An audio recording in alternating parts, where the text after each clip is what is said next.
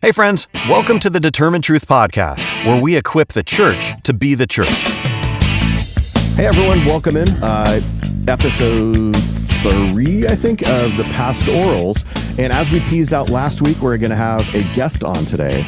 And we're going to get we did a Q&A with Rob and I last week. And we're going to do the same Q&A, but with a guest who is a practitioner. And it's a returning guest. First time this guest has been on the video. Actually, our second guest on video. We had Gene Green a couple weeks ago. But here, I'm going to give the epic introduction to this guest, and then Rob. Okay, you want me to bring him on the screen now or not? No, not yet. No, we don't want to give it away first. You ready for this? All right. So you have to guess if you're watching. You have to guess. Put it in the chat box. We actually told him on the last episode who it was. We did, exactly. Everyone followed my Facebook. Ready for this? Here we go. Okay. Ready? Today's guest is a powerhouse of both faith and fitness. A pastor with a PhD, muscles that could bench press a pulpit, and a heart anchored in purpose. Get ready to dive deep with real-life Captain America of theology. Here is Dr. Jace Broadhurst, where truth meets tenacity and strength meets spirit. You like that? Oh, we got to do it again because it's Broadhurst. Oh, crap. I messed it up. Yeah. Did I say Broadhurst? You said Broadhurst, yeah. All right. Try it again. The rest is perfect, though. We've got Jace Broadhurst. Hey, Jace, welcome. Way to do that pickup. So Jace is the lead pastor of St. Andrew's Baptist Church. He's been with us many, many times. Some of you guys already know Jace and I did our PhDs together a while ago, a number of years back. And Jace has been a good friend ever since. So thank you, Jace, for so much for being with us. We admire you and respect you greatly as a pastor, as a thinker, as well. You're actually one of the only friends I have, so I couldn't get anybody else. All your friends are in this chat right now. Yeah, both of them. That's right. Okay. Anyways, but we digress. I'm honored to be here. Thank you. All right, great. Thanks all right, we're going to start. Here we go. Rapid fire. No, I'm bummed out. Where's the Captain America shield, man? The last time we didn't even have video on, and you have this killer Captain America shield behind you, but it's probably at home, right? It's hanging, in my den with the couch and the TV on one side, and it's behind. I'm sorry. Yeah, I've got a whole bunch of little things all around, but there. All right. Yeah. Hey, so Jace, what did you think about the extra inning Dodger game last night? It went 18 innings. Shohei Ohtani, 5 home runs in his last 7 at bats. What do you think? Okay. It was great. You guys actually stay up for that? Vinnie, that was my plan. Was we were going to just do sports things the whole time. I forgot to tell you that. So, Jace, let's start. Is Jace not a sports guy? Are you not a sports guy at all, Jace? Are you one of those? I really enjoy playing sports as often as I can. I just don't want to watch them. Got it. Okay. All right. Question number 1, Jace. What are 1, 2, or 3 positive things you see in the church? In the church, or are we talking about the universal church or the local church? Or the church, universal. You can go local, you can go Western as well. Just preface your answers. Okay, let's see. So these are positives about the church. Good grief, we're on mission. We represent Jesus to the world. We have the ability to be like a home for people, to welcome people back into something beautiful. We get a group of people together who are at least trying to follow Jesus in love, joy, peace, patience, kindness, goodness, faithfulness, gentleness, and self-control. Like all that stuff. We can edit that out, right, Vinnie? Very good. Hey, singing is part. That's why they're here. That's why people are here. There's 1 to 3 positives. Good grief, the church is beautiful. Okay, cool. At least Jesus thinks she is. Okay, here we go. I mean, she's also a disaster.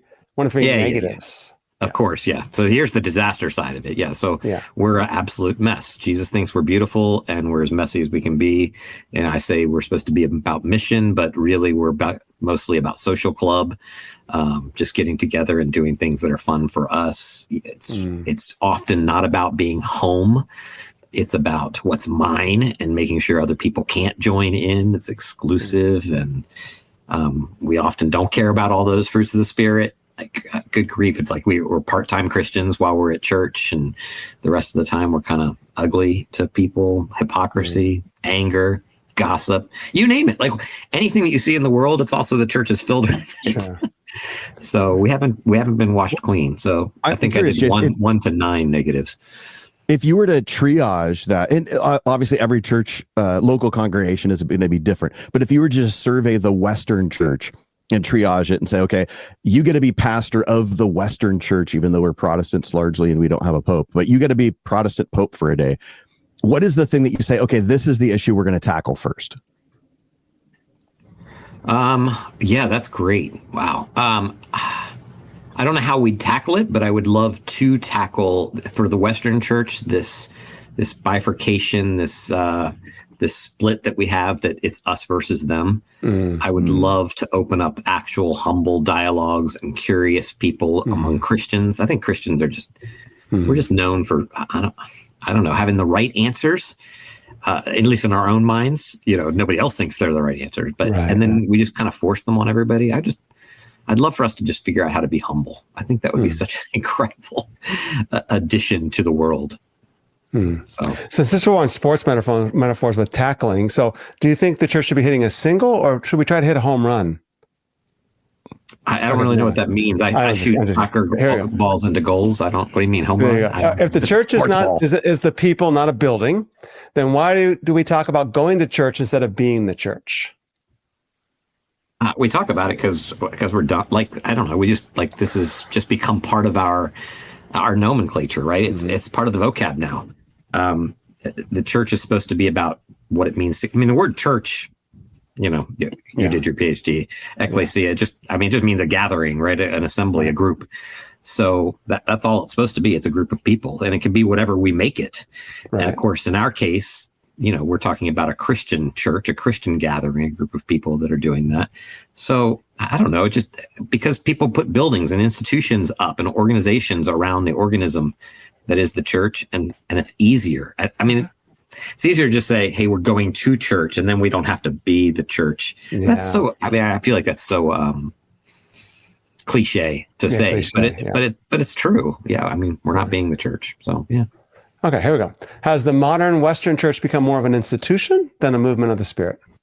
Yeah, I guess that's what I just said. Yeah. I'd say the answer is yes. If we're doing that, if we're doing it. But when you say has it become that, it has been that for a long time. It's not something that's in our generation, it started to become an institution. It became an institution as soon as it was launched, because systems are how we create them. I don't even know how we wouldn't have an institution. I've often dreamed of having, a home church where there's 25 of us meeting and there's nobody in charge, but maybe one person knows a little bit more about stuff, I guess. And so they might say things that particular week. But the reality is that doesn't have, it's still going to become a structure. Yeah. So the system is still going to be there. Okay, are we going to pray now? Okay, let's pray. Well, that just became a structure. So it's not wrong to have a system, but yes, it has become an institution, and we've stopped listening to the Spirit. We've got to make sure that the flowers are in the right place, and that, we did it like this last year, and so we have to do it again this year, and nobody's listening to the Spirit. That's not fair. I'm being very negative. A lot of people are listening to the Spirit in the church, but it does feel like, I don't know, as a pastor in a church, I feel that weight on me a lot. And not just them, me, right? I'm just okay, well, I got to make sure I fill the 30 minutes with a good sermon. I got to do this, I got to do that. And it's not a lot of just stopping and listening. Yeah. And what I think I want people to hear right now, Jace, is that you're speaking as a pastor going, this is what I'm experiencing. And sometimes the frustration of what I'm experiencing, and that of the expectations of we got to do this, we got to do that. It's wait a minute, can we not just allow ourselves to fellowship and commune together and worship together and serve together and see that person coming in the door and figure out what their needs are, instead of going, oh, no, guess what? It's 9:43 and now we have to, have the altar call for this or for that. So very good. Yeah. Okay. How about this one? Vinnie, you want to read this question since you've been silent for a little while? So I am, because I'm so intimidated by, by Jace's good looks and by my pecs. By Jace's good looks. Okay. Thank you.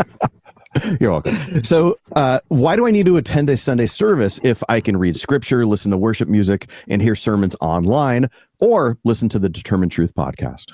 Yes. We added that one in. Yeah. Well done. Yeah.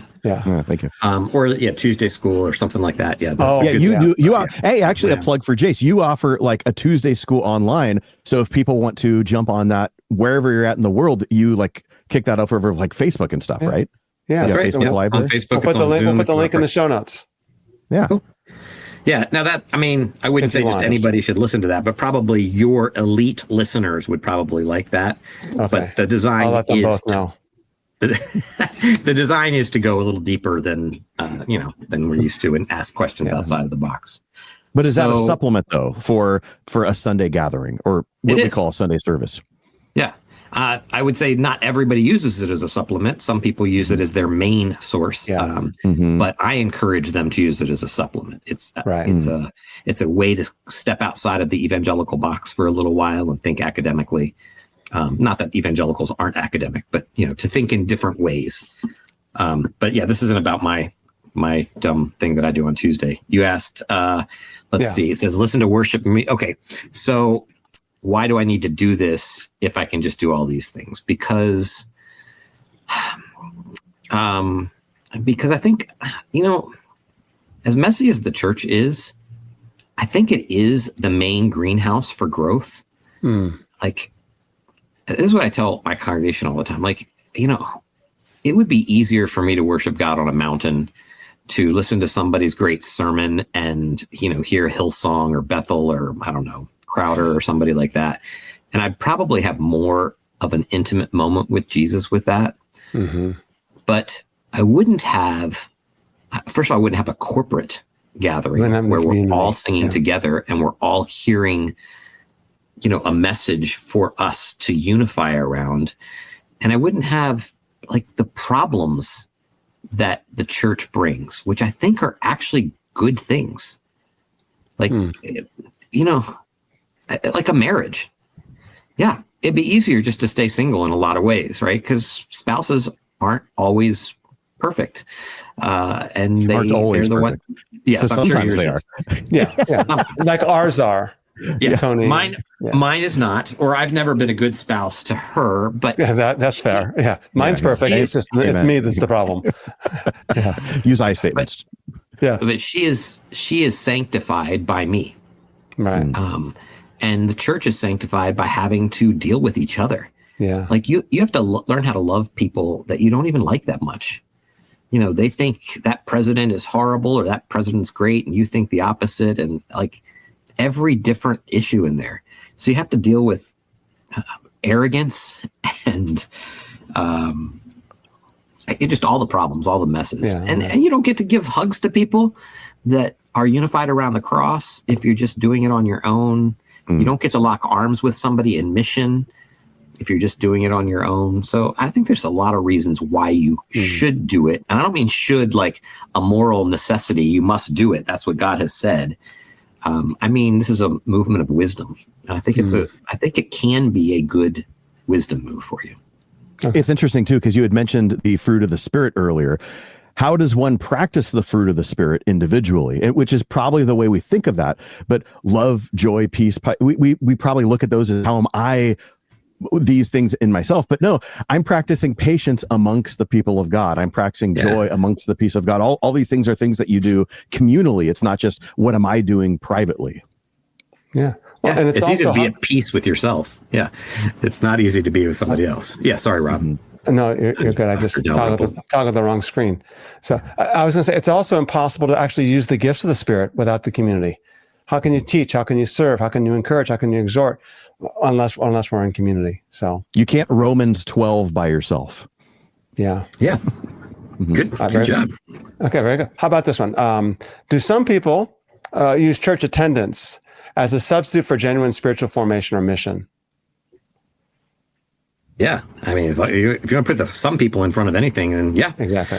Yeah. Some people certainly do that. If you go to church and church is all about checking boxes, then I don't think there's any genuine spiritual formation taking place if you're just trying to check boxes. There's no mission. There's no, love for Jesus. So I think a lot of my congregation probably, I'm just guessing, that they think they've done their Christian duty by going to church on Sunday. Yeah. Yeah. They don't have to be nice to people in the regular week. Yeah. All right, Vinnie. What would you say to someone who says, I love Jesus, but not the church?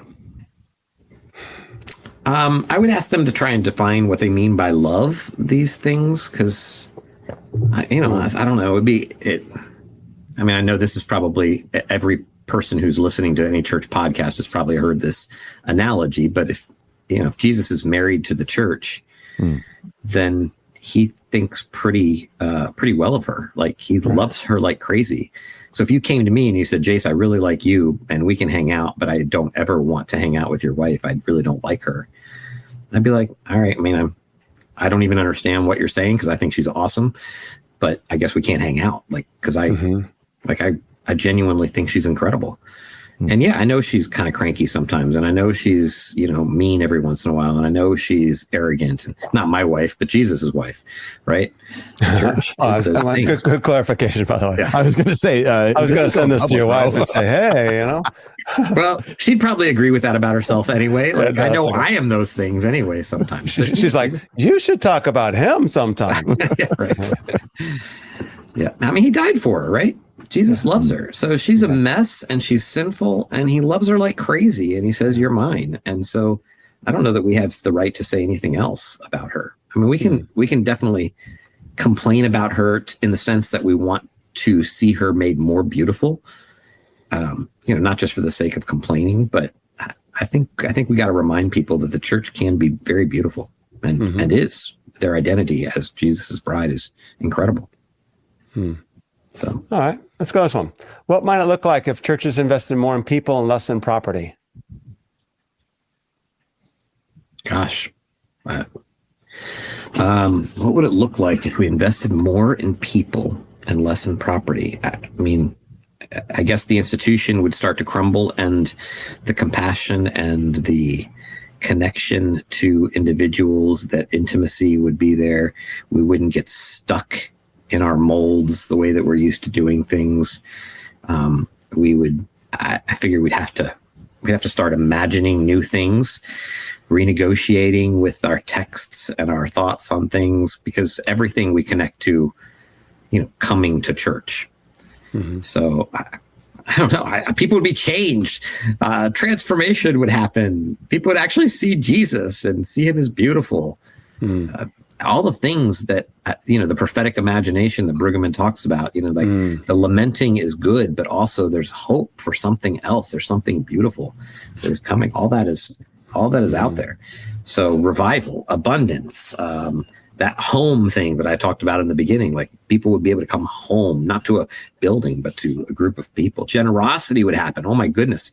We'd never have to worry about people losing their SNAP benefits because we'd be covering all that stuff. Like we would we would be just, I don't know, transformation. That's what would happen. Excellent. All right.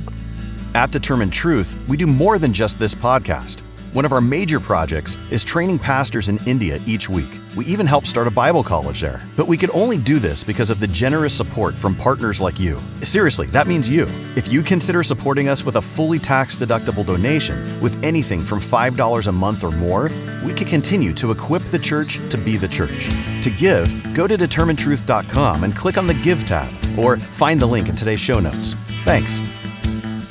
Let's transition to the topic of deconstruction. So, Vinnie, go ahead.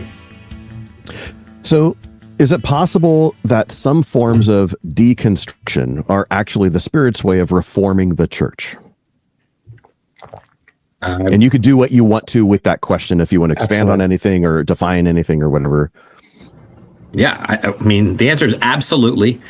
I know deconstruction is the buzzword for the last 10 or 20 years or whatever. Yeah. And, it's taken from, the whole philosophical world. But what we mean by deconstruction is, rethinking our faith and reconsidering whether we're in the right track. I just feel like this is what the Protestant Reformation did. This is what happens when, the Great Schism. Like, people are constantly doing this. They're deconstructing. And I would say it's a lack of faith and a lack of desire for growth if you're not deconstructing, if you're not reimagining or listening well to what other people are saying and trying to figure out if your stuff works. So for sure, I mean, I would say I was deconstructing. Maybe we, Rob, and in our earlier years were deconstructing before anyone was talking about deconstruction, but it was all still there. We didn't come up with it in the last decade. This idea that we're rethinking our faith. But yeah, I mean, I rethought inerrancy 25 years ago. I rethought, denominationalism 25, and bringing unity. So for sure, it's God's way of reforming the church. I think it's a beautiful thing, not a bad thing. Okay. It shouldn't lead to bad things. It's only when you deconstruct to the point of getting rid of everything, right? Throwing the baby out with the bathwater. But I don't think we need to do that. I think it's a beautiful thing. I'm curious with you pastorally, Jace. In the Bay Area, you have, there was somewhat of an evangelical influence just nationally over the last, couple hundred years. But I think deconstruction is one of those concepts that happens a lot where I'm from in the Bay Area, where it's hip to want to deconstruct. You want to shed all of this, embrace secularism or whatnot. You're on the other side of the country. You're in South Carolina. What does that look like in a, maybe in a region that is going to still maybe adhere to more traditional Christianity, and evangelicalism is still going to have, what I appear is still going to have more of a pop influence there? Is that something you come across pastorally? Or because it is something that, the internet's making it cool to do it. So obviously that reach is going to go everywhere. I'm just curious, what do you experience on a pastoral level when it comes to this with your congregants? I get different experiences, but for sure that's what's happening. I'm in the Bible Belt, so this is South Carolina, right smack in Columbia. We're in the South. Everybody's in the South. Everybody's an evangelical. Everybody's Christian. But as soon as I start, what I notice is that when I come into churches to do even just come in for 6 months to help a church, or a year and a half, or in this case, a more permanent thing, but jumping into churches to give lectures and things like that, I find, the switch just turns on, and not just with the young 20-year-olds who are looking at TikTok, but the 80-year-olds who have never had an outlet to examine their actual faith, to be able to say something like, this doesn't make sense to me, right? Did God really say to go kill all those people? Like, I just want to ask that question. And people just generally silence them in the South, or maybe, actually in most of my churches, but most of my churches are more conservative in nature, more evangelical. And so they've been silenced, but now they're just they're free. So I just free them to ask those questions, even if I don't know the answers to them. And they love it. Now, not everyone loves it. Some people get very angry at it. Yeah. So you're asking, you might say something like, hey, that there's no character like Satan anywhere in the Hebrew Bible. And they're just they freak out on you. This is a horrible understanding. Or, it's not about a fall from grace. It's about a failure to mature in the Genesis 3 passage or whatever. And they're just because it totally messes with their paradigm. They have their setup. But some people want that. They live for that, because now it's opening a whole new way of understanding Scripture, which leads them, I think, to a fantastically more robust gospel. Absolutely. And so that comes alive. It's we thought we understood it, but now we're really seeing it, and that kingdom just opens. Like the C.S. Lewis's, the hills are even greener, and the sky is even bluer, and it's more like the real thing, and it changes people. So yeah, cool. That sounds a lot like the whole idea of naming this ministry Determined Truth was to simply say, our goal is to always be trying to determine what the truth is. Then we need to follow that truth. We know the truth is going to point us to Christ. That's great.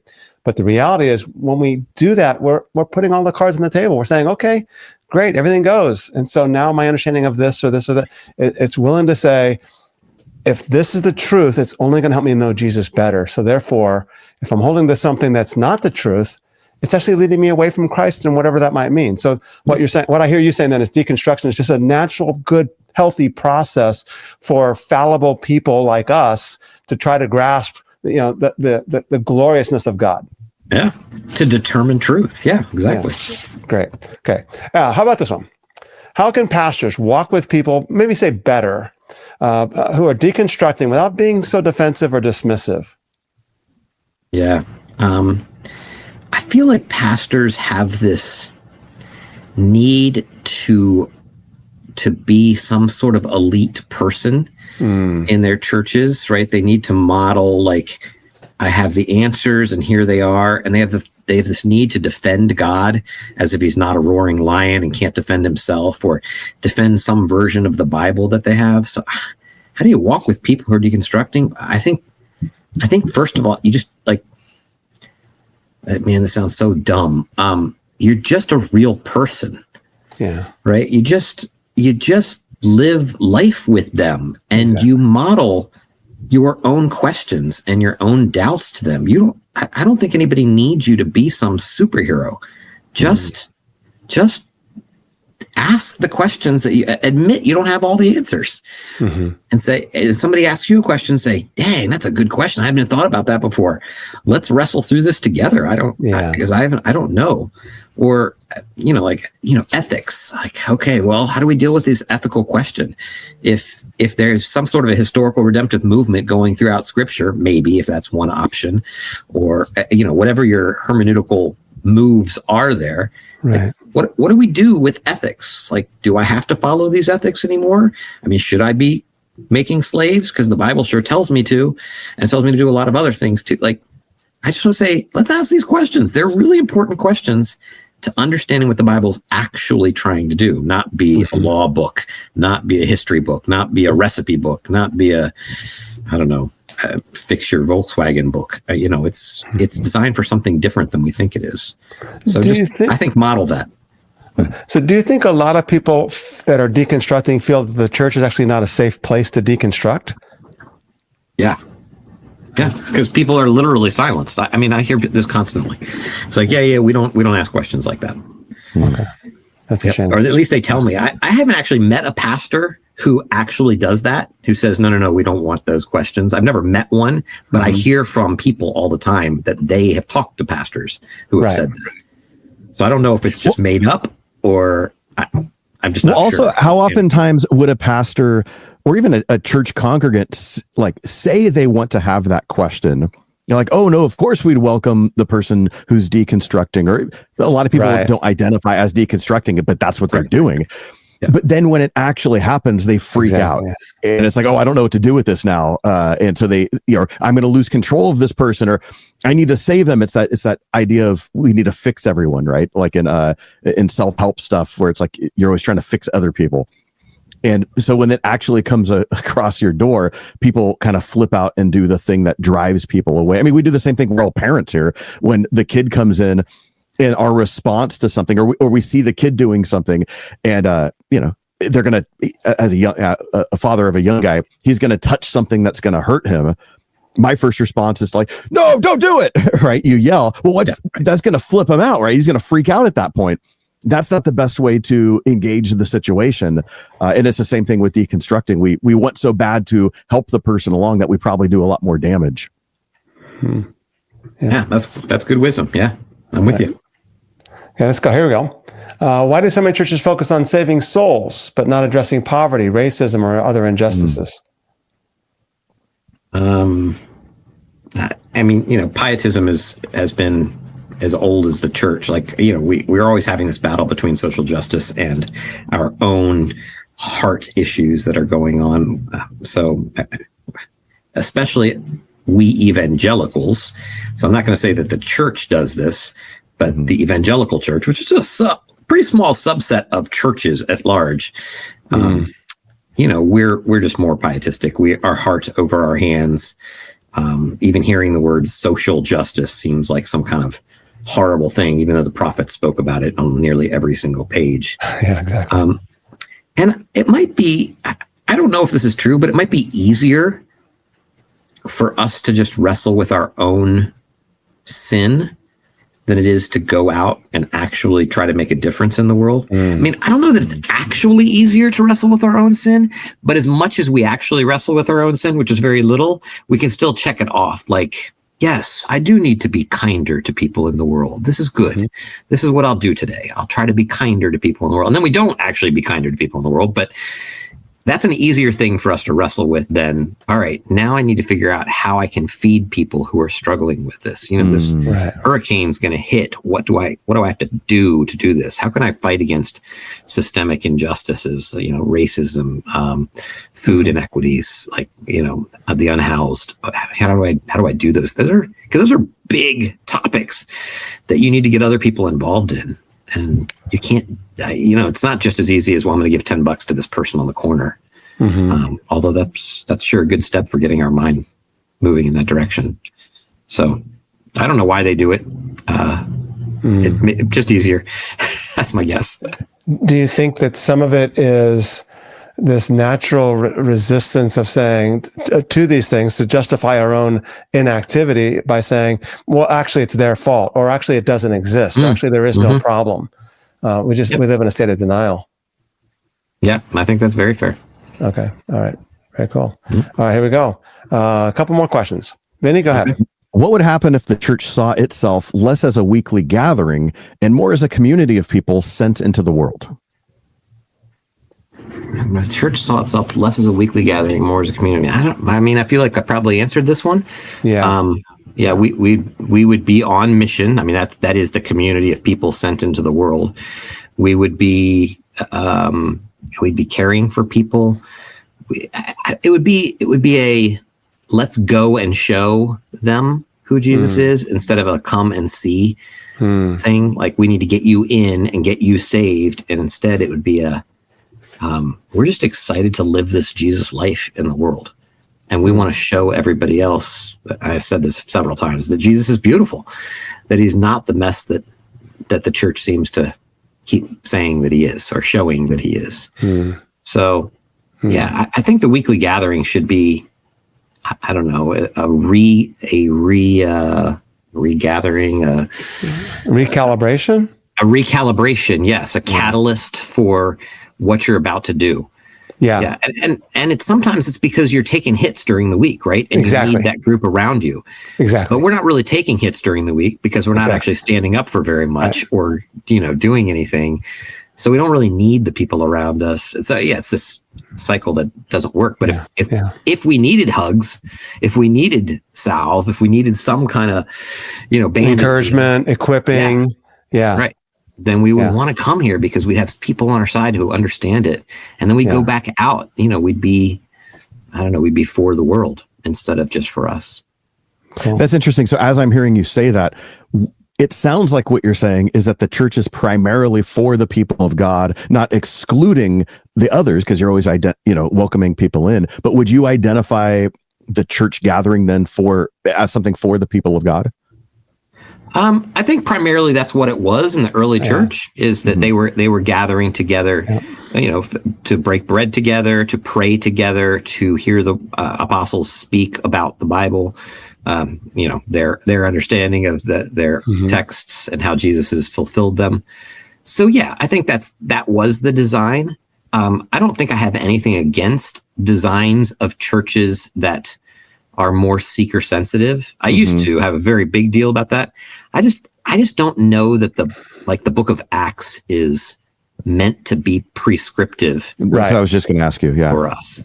I think it's descriptive, and then we're supposed to use wisdom to determine what does that look like in our world today.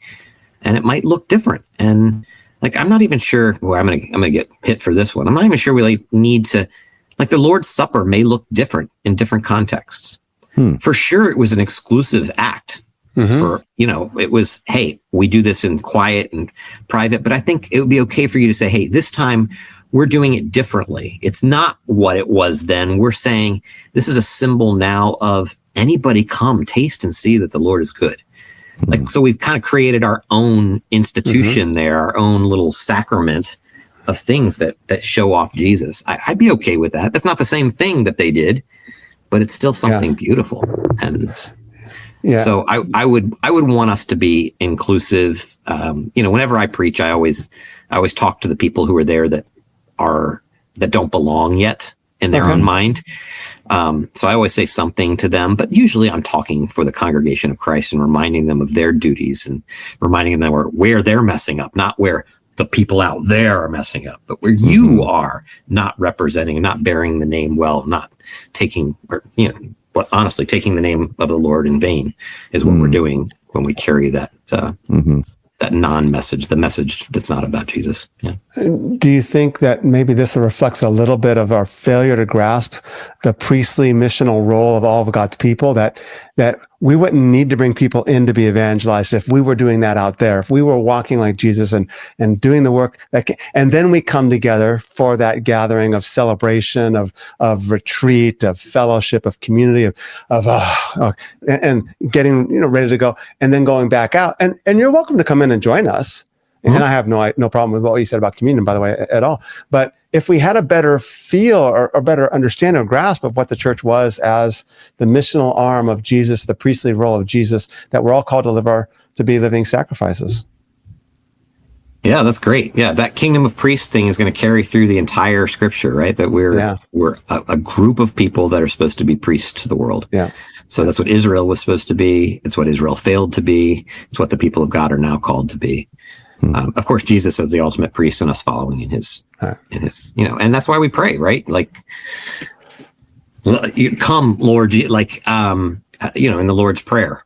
That's why we're praying those things. That thy kingdom come, thy will be done on earth as it is in heaven. We're asking him to make this the kingdom here where we are, wherever we go. Little Bethels, little houses of God go in the world through us. Little houses of Tov, as Scott McKnight will say. Anyway. Yep. Yeah. That we are telling him that we are agents of the kingdom, and we want you to do the work of your kingdom through us. We're not giving him permission to do the work of his kingdom. We're saying we're available for him to do kingdom work through us. How's that? There you go. Yeah, that's beautiful. So far, Jace, you're about 60% on the answers. We have one more question left. Yes. So this is your chance to get to a C, which that might be one of your better grades, I think, for in school. I mean, C's get degrees, baby. Not PhDs though. Not PhDs. Yeah. All right, here we go. That's right. How might our witness change if we measured success not by attendance or budgets, but by how well we love our neighbors, or what we discussed in the last episode was by making disciples? I mean, the question's a little awkward for me. So, I mean, our witness changes because we are making disciples. That is the answer to the question, I think, at least in the way I'm How about the role of the local church? How would the role of the local church change if we measured success by attendance, not by attendance or budgets, but by how well we love our neighbors? How would the role change? Yeah, we would be less worried about supporting our institution and more worried about the kingdom coming on earth. Like, and not worried about it, but more emphasizing that. Mm-hmm. Yeah, like my church, 88% of our budget goes into salaries and a building. Wow. That's not normal. Most churches are more like 65 to 75%. Yeah. Mm-hmm. But still, let's just say it's 70% for most churches. That only gives you 30% to do ministry. Mm-hmm. That's right. And that's not even talking about, like, that's not just ministry to the outside. That's ministry to our own people, like discipleship curriculum or any of those things, conferences or stuff like that. Like, our actual mission budget is just like, it's embarrassing. Mm-hmm. And we can't do anything else. This is part of the problem with the institution, is that it's this cyclical thing. There's no way to get out of it. We have a building that takes up a square block. I mean, it's a huge building, but of course it's declined over the years. And, there's been people have left the area to go other places. So now everybody lives 30 minutes away from our building. And we're just still trying to hold together a building that thinks it's 1,000-person church. I'm giving you too much information about my particular church and our struggles. But what we want to do is we need to keep figuring out, okay, we got to put shingles on the roof. Mm-hmm. Okay, so $160,000 to put shingles on our roof. Great. That's $160,000 could feed an awful lot of people if we didn't have a building, or if our building was half the size, or if we met in people's houses. Or I think if we just loved our neighbors with our money and with our time, then I couldn't have this cool, I couldn't have all these stupid books that there are good and bad things that come with the institution, right? Yeah. And so I don't want to speak totally bad about it. This is, again, a wisdom question. Yeah. Will your church have an institution? Will it be more, will it care about attendance? Will it care about its budget? Because you have to care about those things if you have a building, if you've got a block, you've got to do that. And it's not wrong to have those things. So I don't mean to speak. It's just there are positives and negatives that come with both kinds of churches. And I'm seeing a lot of the negatives right now because of the situation that I'm in. But if you had a small church that was doing everything the way you think it should be done, they'd probably have a bunch of negatives. Like, it'd be really nice if I had an office space, or really nice if we had a pipe organ. Okay. So that almost leads to a tangential question. We don't have this on a graphic, and you weren't prepped for this. And that is, what if people in your local church, let's just say your church or the local churches, gave more? Because that's part of the problem, is the fact that people aren't giving according to their means or abilities. We can discuss that another time. And if they gave more, would that money be invested in the institution or in serving people? So I can't speak for every church, every group of people here. I think what we need is we need to reimagine, because I think if you said, hey, we'll cover your building for the next 5 years, and we're going to give you an extra $200,000 a year to go out and do ministry with it, we would have no idea what to do. So we don't have the imagination to accomplish that, because we've been so stuck in a mode of just survival that we don't know. Now, I'm not saying there are people in here who be like, I can spend it. I can spend it on that school down the road. We do a lot of, I hope nobody takes this. We do a lot of amazing things in the community, but we need to stop and talk to the mayor and talk to the police and say, what are areas that we can truly help? And so we just got to re-enliven our imagination. But I would love to have that problem.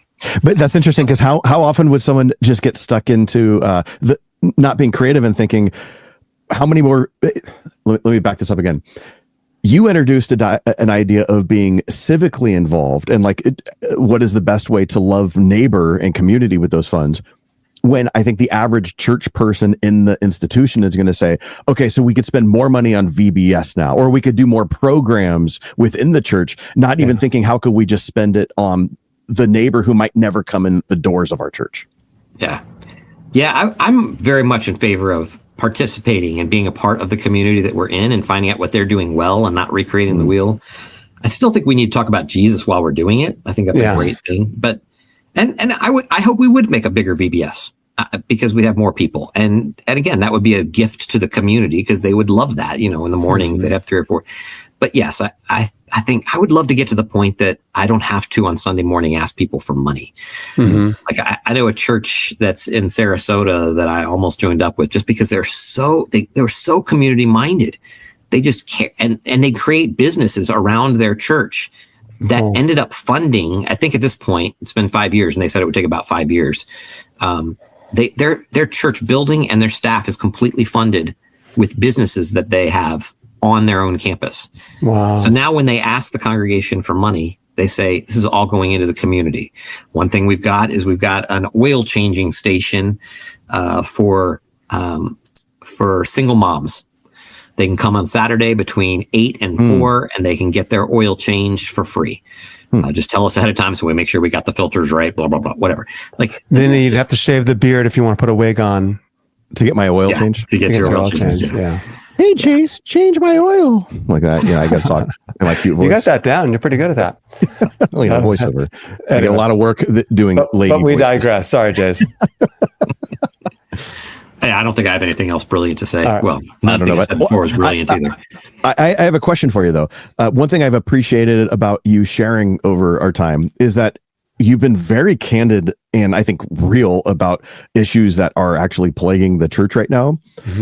But you've also done a very good job of when you've veered that way, trying to come back and say, okay, but let's look at the positive. And it's not for the sake of just trying to make something positive. This is obviously legit stuff that you believe. And so I appreciate the transparency and authenticity in both types of comments that you make. Oftentimes in the church, we come across people who, or at least my experience, I'll use I statements. I've come across people who either overly mask the negative and try to pretend it's not there and polish the turd, if you will, or they're just all down on it and everything is awful and they can't give any sort of positive review on anything. They Debbie Downer the whole thing. Yeah. a pastoral exhortation on your side, how would you encourage people listening who maybe that person who has trouble actually really identifying the real problem? How would you encourage them to, have fresh eyes to look at those things and actually being able to name that, while also being authentically optimistic, and vice versa? Just how would you encourage people to have a balanced view of the church and not maybe run to one side or the other, if that makes sense? Yeah, no, your question makes perfect sense. I'm trying to think of a profound way to say it that you haven't already said in your question. Like, you're saying, how do you get people to be balanced? Like, literally, how would you, like, you get someone in your congregation and it's like, you've just heard those comments over and over and you just want to go and have coffee with them. Like, how would you encourage folks? Like, what kind of conversations would you have? Like, what are the types of things that you would encourage them with in talking about this? Yeah, again, this is a wisdom question. It depends on which side they're on as to which side I'm going to emphasize. So balance is nothing more than momentary synchronicity on the decks of, as the boat's going back and forth. So I'm thinking, okay, so they're very frustrated with the church. Then I want to model the beauty of the church. I want to say, look at all the things that we're doing. Not that you're wrong. You're not wrong. You're 100% right. I feel this every day. And so I feel like we have to have like this, like, easy answer thing. I just want to say all the things. I want to say you're 100% right in everything you're saying. I feel the same tension. I feel the same crushing hopelessness sometimes because I don't feel like the church is making any kind of difference and we keep declining, and I get it. And yet, oh my goodness, look at what Scripture says about this and what's happening. Look at what look at all these churches that are doing incredible things in the world. Look at what we've conquered by being part of Christ's body. So I just want to keep emphasizing those things and showing them the beauty. And if somebody's always triumphant, then I want to show them the lament. I want to say, yeah, but just because we're doing really well right now doesn't mean everybody's doing really well right now. Yeah. And there's a lot of people in our congregation and in the congregation next door or down the street. You've got this mega church that's got 200,000 people in it, and that church down that's 50 is preaching the same great, incredible gospel, but it's just that needs some hope, needs some lifting up. So I just want to, I don't know, I want to find that balance. I know that's what you were asking. How do you find the balance? But so I would just tell them, I model both of those things to them as often as I can. And I do that literally at Chick-fil-A across the street regularly. This is a normal practice for me, is to remind them of the other side of this coin. I'm trying to keep that. That's what keeps that humility there. All right. Hey, thanks, man. I owe you a slice of pizza in Boston in a couple weeks. I'll be there. Definitely for the pizza. I'll drive up there if only for that. No, I'll be there for the conference too. All right, cool. So, nice. Well, thanks Jace, for hanging out with us. It's always fun when you get to interact. So I appreciate it, man. I love it. Thank you very much. And people could find you. To have somebody other than Vinnie on the podcast with me. I agree with that. Let's be honest. Folks can find you. We'll link to it, but folks can find you if they want to join Tuesday School with Jace. Aren't you? What are you doing right now? You just posted some topic that you're doing. I'm like, oh, that sounds fun. I forgot what you're doing. Tonight we're actually joining the Bible for Normal People.